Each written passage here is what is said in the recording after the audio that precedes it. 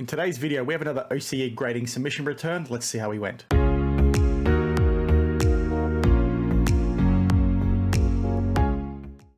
All right, let's get cracking. So I've already taken the stuff out of the box. You can see here it is. Got a cool little pull tab. Now, usually OCE grading will send you back your card holders and your top loaders when you send these cards in. It looks like they've forgotten that for me this time, which is perfectly fine. I don't mind. But this is my third submission return from OCE Grading, so you've probably seen the last one that'll probably pop up on the screen now. I really like them. They're a pretty new grading company here in Australia, and like I say in that first video, because I've been quite harsh on new grading companies, some of you might be like, Daniel, why are you all of a sudden using one? It's because these guys have gone about it through the right process, and I explained this in detail in the first video. But the essential gist of that is, their charge per card is only $8. That's their lowest turnaround time, right? So for $8 a card, you can't go wrong for your PC, and that tells me a lot about this company, right? They're not there to take advantage of customers or anything like that. They know their place in the grading world. They're charging $8 a card. They're not pretending to be a competitor to PSA. They're not trying to charge the same amount of money that PSA is charging $8 a card to get your PC slab graded or get your PC card graded. Then what can you complain about, right? It's really cheap and it's really, really good. Now, I had a second submission return that you guys didn't get to see, unfortunately, because the video ended up getting corrupted, but these were some of the cards I received in that. So I got my first 10, which is a Super Saiyan Goku from the Holochrome Archive Edition. So this is the chase card from that set, that Ripple foil, as you can see in the background with that ripple effect. And then the rest were a bunch of Series 3 Dragon Ball Z gold cards. So these are the chase inserts from the hobby boxes, and they're quite hard to get in good condition. Typically, these are let down by the poor edging on the back. This one is actually pretty good, which is why I got a 10. The rest are all really, really poor because, straight out of the packs, they have chipping. So before we jump into this unboxing, I just want to let you know I'm going to have a coupon code for you to use probably in the next few weeks to get 10% off your submission returns, which is fantastic because, like I just said, their lowest submission return is $8 a card Australian. You cannot go wrong at that price point, right? It's really cool to get your cards in your slab so you can put them on your shelf like I have over there, irrespective of what you think about their grading quality or anything like that. For $8 a card, like, come on, you can't go wrong. So please use them. I really like what they're doing. Their grades appear to be fair. So let's try and get them some support. And the other thing I want to mention as well is a few people from the States off my last video have reached out to them and sent some cards in. So you might be able to get some work done if you're based in the States as well.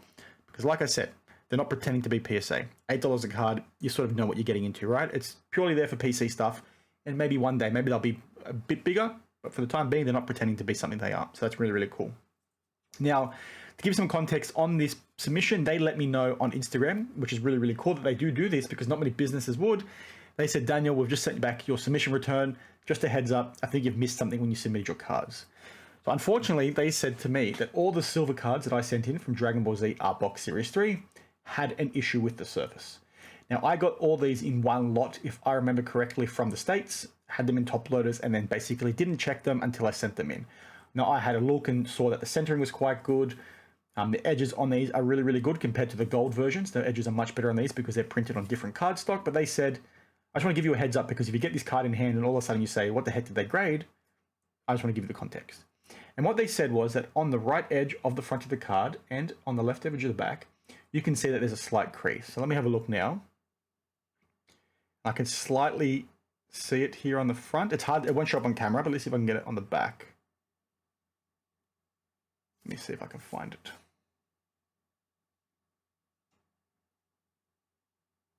So I can slightly see, it's not going to show up on camera, but it's basically like a slight bend in the card all the way up. Not all the way to the top, but let me see if I can get it on the back. Too hard to tell on the back either, but I presume that's what that is there for. So basically, I think there's a few silver cards that I sent in. Yep, so let's just look at all those first because we know they're not going to get the best grade. So this one got a 6.5, 6.5, 6.5, 6.5. So basically all got a 5.5 on the surface. So let's quickly check each of these so I can see, maybe I can, so this one I can definitely see a lot better. It's there all the way up. I can't show it on the front. Maybe you can get it on the back because the back's, yeah, you can definitely see this one a lot more on the back. You sort of see there where the light is shining. You can see that grainy look. It's like a bend, so it's like it started to crack slightly. So like I said, good on them for picking that and good on them for letting me know. This one obviously was a lot better, which is why I got 6.5 and why it must be harder for me to see. But I'm happy that they let me know and I'm happy they picked up on that, right? Because, Card Grading Australia might have missed this, to be honest. We'll see the freezer, the same problem. And like I said, these came from the same person, so Whether it was like that when I got them and didn't realize, or it was maybe the way the person shipped it, or maybe the way I shipped it to OCE, or maybe just the way I stored them, who knows. But given that it's on all of them, I expect it to most likely be the fact that it was the way they came from the person that I bought them from in that lot, because all these other cards were obviously in the same shipment and they don't have the same issue. And this Krillin one is a lot worse. Again, you can probably see it on the back. It's a bit hard to see, but I can definitely see it in person. So then I also sent off 2 gold cards from Series 3, and these did really well. So 8.5, I'm happy with that. The edges let this one down, which is no surprise, and then 8. Again, based on how I've seen OCE grade these, I'm not shocked. So technically, like, I'm curious to see how PSA would approach these edges, because that's how they came from the manufacturer. Like, you can sort of see it, right? That's how they come straight out of the packs. I'm curious to see what PSA would have done, because I've heard in the past that when it comes to stuff like this, they almost treat those as like BAU, because it's how it's come from the factory. But it is what it is. I can't complain. I've busted like so many of these packs, and they've all had the same issue, except for one card that I sold and didn't realize until after I sold it. But it is what it is. Now, in terms of the cool stuff, okay? So in the last video, a few people asked me, they said, Daniel, can you please let us know how they compare to CGA with cards you've submitted to both, right? Because I had never submitted gold cards to CGA in the past.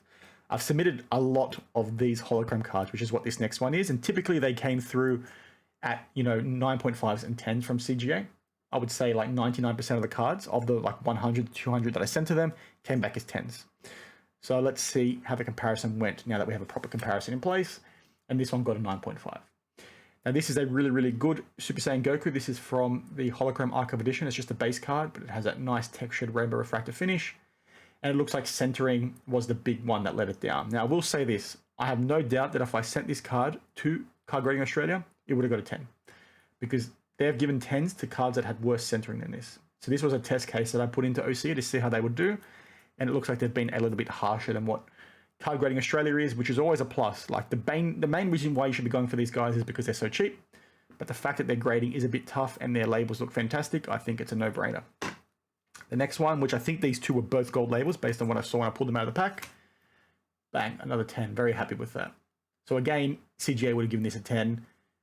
So the only thing that let this one down was surface. And what you'll find with these Holochrome Archive Edition cards, because it's from the same set as what I just showed you, these cards are often slightly surface scratched when they first come out of the packs because they've got that high gloss finish.